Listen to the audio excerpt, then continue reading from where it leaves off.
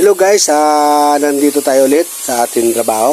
Ayan guys, si Adbing Kula, nagkakating ng ating steel leak. Ito ang ating steel leak, kinakating guys para sinukatan yan guys para sa ating pagbubuhos ng ating slab. Ayan guys, ang ating gagawin na para sa slab, hindi na guys babaklasin yung ating mga steel leak at mag-aabang tayo guys ng electrical at maglalagay sila guys ng 10mm, 16mm, 9mm dito guys sa ating slab. Ito nga pala si Adbing Kula. Siya naman guys nagkakating. Shoutout nga pala kay Edwin Season. Kasal po ngayon ng February 27, taga Las Piñas City.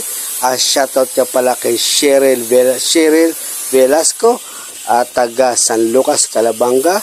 Shoutout nga pala kay Manuel Velasco, taga